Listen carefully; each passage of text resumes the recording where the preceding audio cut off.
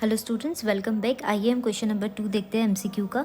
तो ये क्वेश्चन भी चैप्टर नंबर 1 से है। चैप्टर नंबर 1 से इस बार बहुत सारे एमसीक्यूज पूछे हुए हैं। सबसे पहले ये देखिए, guarantee of a profit to a partners, उसका क्वेश्चन दिख रहा है मुझे, है ना। तो सबसे पहले ये क्या बोल रहे हैं, 1 जुलाई 2024, ये डेट आपको ध्यान रखना है। हाँ, ABC एंटर्ड इनटू पार्टनरशिप, उनका रेशियो कितना दिया हुआ है 5:3:2।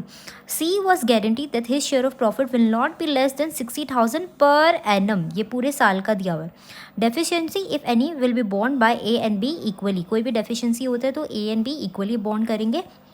Now for the year ended 31 March 2025 firm incur a loss of 1,25,000, तो उनका लॉस हो रहा है। डेफिशिएंसी विल बी बॉन्ड by A and B in which will be what, तो आपको डेफिशिएंसी का अमाउंट बॉन्ड करना है। आइए मैं आपको कैलकुलेट करके दिखाती हूँ। तो देखो क्वेश्चन में क्या लिखा होता है, 1 जुलाई 2024 में बिजनेस स्टार्ट हुआ है। ABC का रेशियो कितना दिया हुआ है, 5/10, 3/10, 2/10।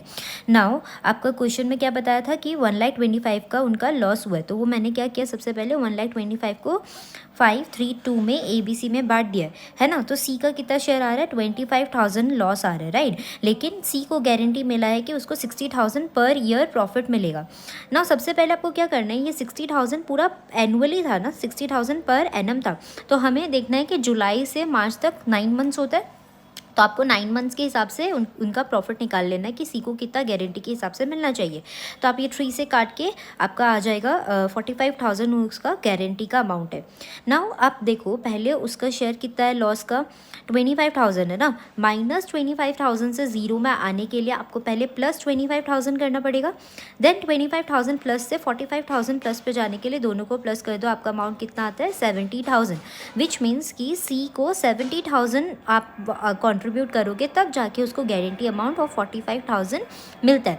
तो ये 70,000 A और B क्वेश्चन में बोला हुआ था टू बी बॉन्ड इक्वली। मैं अगर आपको दिखाऊँ वापस से क्वेश्चन, यहाँ पे बोला हुआ है अच्छे से कि देखिए A और B क्या करेगा, डेफिशिएंसी विल बी बॉन्ड by A and B equally. तो अब 70,000 को आप बांट दो A और B में, कितना आ जाएगा, 35,000। तो ये आपके ऑप्शन कौन सा नंबर पे देखते आइए, question option number D, 35,000। So D is your answer.